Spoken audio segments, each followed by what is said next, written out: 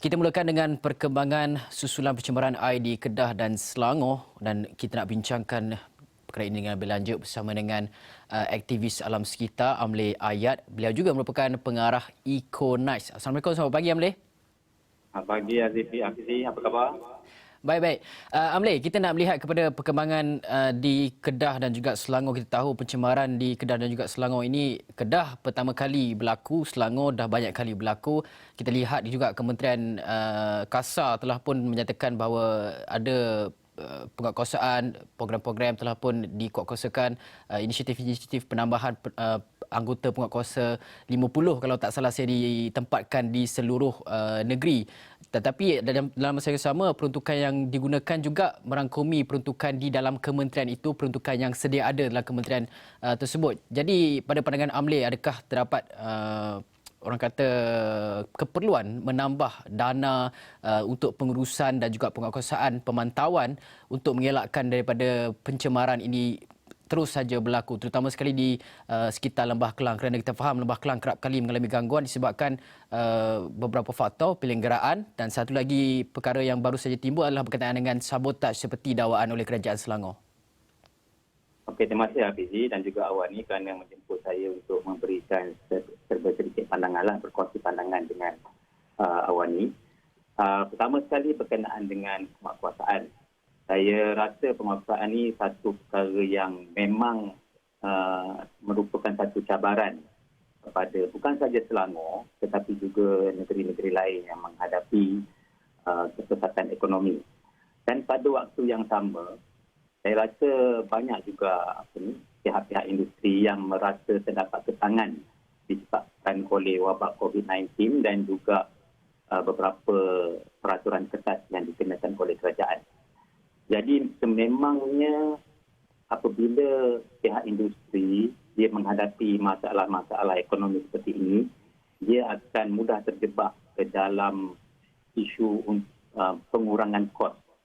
Saya lihat mungkin ini satu sebab kenapa berlakunya pencemaran sumber air, di mana pihak-pihak industri ingin mengurangkan kos rawatan. Ini tidak mustahil kerana kos rawatan sisa industri adalah sangat tinggi. Mungkin mencapai puluhan malah ratusan ribu bagi industri-industri besar. Jadi langkah yang termudah untuk mereka melakukannya ialah dengan membuang sisa industri tersebut ke dalam secara haram lah.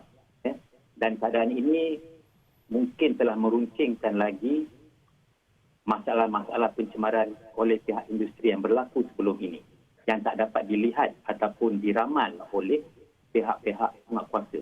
Jadi sememangnya kita memerlukan dana ataupun sumber dan apa juga bentuk yang lebih untuk menangani masalah ini. Saya lihat saya tidak bukan satu perkara yang mustahil jika perkara ini akan berlaku lagi, sebab ramai orang akan terpesan pada waktu ini, dan semakin lama perkara ini berlaku semakin mereka merasa tertekan. Apabila tekanan ini semakin tinggi, maka tidak mustahil jenayah-jenayah alam kita khususnya kepada sumber air ini akan berlaku. Jadi memang tepatlah kalau kita perlu memperuntukkan lebihan bajet kepada penguatkuasaan dan juga pengurusan sumber air yang sesuai dengan keadaan sekarang. Dalam masa yang sama juga, Amle, antara perkara yang disuarakan oleh ramai pihak dan aktivis juga sebenarnya ada suara Tan Sri Lamtai turut menyatakan bahawa kena ada kajian dilakukan untuk mengelakkan ataupun mengkaji semula keperluan untuk kilang-kilang berada di pesisiran sungai ataupun berdekatan dengan sungai. Jadi ya, kita tahu itu adalah kawasan perindustrian, tetapi apabila berdekatan dengan sungai, gejala seperti pencemaran ini sukar sekali untuk kita elakkan. Jadi bagaimana kita melihat kepada dasar kilang yang diletakkan di bersebelahan ataupun berdekatan dengan sungai-sungai ini? Perletakan ataupun penempatan industri di tebing sungai ini sebenarnya memanglah menjadi isu, sebab kita sebenarnya ada rizab sungai. Dalam undang-undang itu ada rizab sungai yang perlu dielakkan sebarang pembangunan di situ.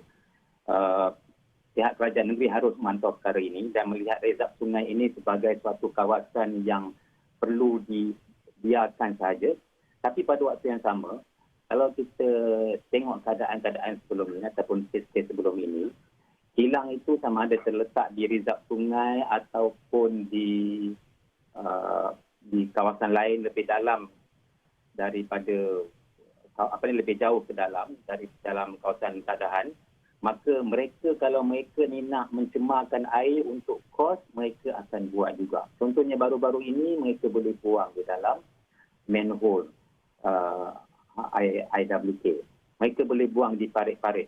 Sebab apabila bahan ini dibuang di parit, walaupun jauh daripada kawasan rizab sungai ataupun sungai, ia akan terus mengalir ke dalam sungai akhirnya. Dan ini banyak berlaku. Kita tak perlu pergi ke sungai untuk mencemarkan air. Tetapi memang, kalau rizab sungai itu sepatutnya tidak boleh ada sebarang pembangunan, apatah lagi industri gitu. Dalam masa yang sama, baru-baru ini Kerajaan Negeri Selangor telah pun melakukan pindaan ataupun pindaan terhadap enakmen penguatkuasaan itu, yang mana segala hukuman dinaikkan kepada penjenayah alam sekitar ini di negeri terbabit. Jadi adakah negeri-negeri lain juga patut orang kata ikuti juga langkah Kerajaan Selangor ini, dan juga perundangan pada peringkat persekutuan itu ditambah lagi hukumannya menjadi lebih berat kepada penjenayah, agar mereka ini mengambil iktibar, tapi bukan saja kepada penjenayahnya tetapi juga kepada komuniti di dalam negara kita, rakyat kita sendiri. Apabila hukuman-hukuman itu dinaikkan dan sebagainya, adakah ini akan membawa kepada kesedaran, ataupun sebenarnya kalau kata hukuman itu dinaikkan tapi kesedaran tiada, ia tidak membawa apa-apa erti? Perundangan ini penting. Penguatkuasaan itu pun penting. Tetapi manusia ni dia akan sentiasa cuba untuk lari daripada penguatkuasaan ataupun perundangan. Walaupun kita denda dia mungkin 10 juta sekalipun, tapi dia akan boleh mencari jalan untuk lari daripada denda dan melakukan perkara-perkara yang bertentangan dengan undang-undang. Ini biasa kita lihat. Malah syarikat-syarikat besar pun, jangan kata di Malaysia, di luar negeri, tidak ada undang-undang yang betul-betul boleh mengelakkan kesemua masalah-masalah ataupun jenayah alam kita. Tapi undang-undang ini perlu untuk mengurangkan, untuk mengajar mereka, untuk mengurangkan jenayah-jenayah tersebut dan mengajar mereka yang kita istilahkan sebagai degil, sebagai tidak mahu menurut peraturan. Tapi sebenarnya apa yang paling penting, macam Hafizi sebut tadi, ialah kesedaran awam. Jikalau kesedaran itu tidak ada, maka apa-apa undang-undang pun tidak akan dapat diselesaikan. Kesedaran ini kalau kita tengok di Pulau Pinang. Pulau Pinang ini merupakan suatu negeri yang ekonominya berkembang pesat. Tetapi kenapa ia masih boleh menjaga sumber airnya dengan baik? Walaupun kita mungkin kata Pulau Pinang ni dia mendapat sumber air yang banyak daripada negeri Kedah, almost hampir-hampir percuma. Dia cuma bayar bayar kos rawatan air saja. Tapi kita dapat lihat bahawa walaupun ia mempunyai kegiatan ekonomi yang tinggi, tetapi ia masih boleh memelihara sumber airnya. Dan pada waktu yang sama, ada negeri-negeri yang kecil tetapi menghadapi masalah. Sebab apa? Sebab ekonomi yang terlalu pesat dan tak dapat dikawal. Jadi ini satu perkara yang perlu juga diperhatikan, iaitu kesedaran dan juga iltizam ataupun komitmen pihak kerajaan negeri untuk mengawal perkembangan industri. Dan macam Hafiz sebut tadi, kesedaran orang ramai juga penting. Kalau orang ramai tidak sama-sama membantu pihak kerajaan yang menghadapi masalah sumber manusia dan tenaga, maka isu ini tidak akan selesai. Orang ramai boleh bertindak sama ada dengan membantu pihak kerajaan ataupun pihak penguatkuasa untuk mengenal pasti kawasan-kawasan yang mempunyai risiko yang tinggi terhadap sumber air, kualiti sumber air, ataupun mereka sendiri yang melaksanakan atau yang menjalan yang iltizam dalam mengurangkan penggunaan air, menggunakan air secara berhemah. Sebab di Malaysia ini kita menghadapi banyak masalah penggunaan air yang berlebihan. Jadi kalau rakyat Malaysia, misalnya kalau Kuala Lumpur sahaja, kalau kita boleh jimat 1 liter air setiap orang sehari di Kuala Lumpur, dan juga di Selangor, maka kita akan dapat menjimatkan air untuk kira-kira 4,000 orang sehari. Sebab kita di Selangor ni sebenarnya kita menggunakan sumber air yang banyak. Tapi kalau kesedaran itu ada, maka kita boleh menjimatkan air dan air yang lebihan itu boleh digunakan oleh ramai orang lain. Di Pulau Pinang, saya perhatikan bahawa walaupun kegiatan ekonomi tinggi tetapi kesedaran orang ramai untuk menggunakan air secara berhemah itu juga sangat tinggi. Jadi sebab itu mereka tidak menghadapi banyak masalah air. Kita juga perlu ingat bahawa Pulau Pinang ini mungkin dia ada lebihan bajet sebab ia menerima air yang percuma daripada negeri Kedah. Negeri Kedah ni bagi air kepada Pulau Pinang dan juga kepada Perlis. Dalam masa yang sama juga, Amli, baru-baru ini Kerajaan Negeri Selangor ada mendakwa bahawa kemungkinan besar pencemaran air, 2 kes yang terakhir ini berkaitan dengan sabotaj. Katanya ada individu ataupun pihak-pihak tertentu yang sengaja untuk mahu mencemarkan ataupun mencemarkan imej Kerajaan Negeri Selangor itu apabila tiap-tiap bulan orang kata ada gangguan bekalan air. Jadi adakah perkara-perkara ini wajar untuk membuat satu perkara itu mencemarkan imej dan sebagainya dengan melakukan pencemaran itu membuatkan Kerajaan Negeri Selangor ini mendapat kesan ialah orang kata sampai sekarang ni tiap-tiap bulan dah ada gangguan bekalan air di negeri terbabit, minta jadual siap-siap dan sebagainya sekarang, Amli. Jadi apa pandangan Amli berkenaan dengan isu sabotaj ini? Saya juga ada dengar berkenaan dengan kemungkinan bahawa kemungkinan sumber air di Selangor ini disabotaj mungkin oleh sebab-sebab politik dan sebagainya. Jadi itu saya tak pasti dan saya pun tidak mendapat maklumat berkenaan itu. Kemungkinan itu ada. Tetapi saya rasa biarlah kita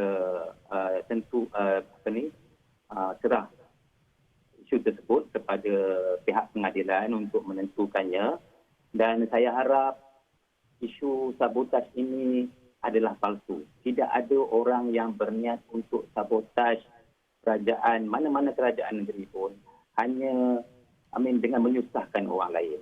Ya, kalau 2 juta, 3 juta penduduk yang susah sampai tak dapat air 3-4 hari, orang tua terpaksa turun naik rumah 4 tingkat, 5 tingkat. Jadi ini saya rasa satu sikap ataupun satu jenayah yang sangat besar. Banyak orang marah. Kalau saya tanya dengan kawan-kawan saya, kalau sabotaj ni dia orang kata apa? Dia kata bunuh dia orang macam ni. Sebab menyusahkan orang. Berapa juta orang yang susah. Jadi ini satu tindakan yang sangat-sangat tidak wajar kalau betul ini sabotaj lah. Ya. Dan walaupun bukan sabotaj sekalipun, mana-mana industri yang merasakan dia boleh buang kita toksik terus dalam air, ini juga satu tindakan yang tidak wajar walaupun dengan tujuan untuk menjimatkan kos. Salah itu tetap salah. Apatah lagi sabotaj untuk tujuan-tujuan kepentingan diri sendiri. Ini saya rasa satu tindakan yang patut diberi hukuman yang lebih tinggi daripada hukuman yang dikenakan di dalam enactment urus air negeri Selangor. Okey, baiklah. Terima kasih aktivis Salam Sekitar Amli Ayat atas perkongsian pandangan berkenaan dengan isu pencemaran air yang berlaku di dalam 2 negeri, Selangor dan juga Kedah baru-baru ini.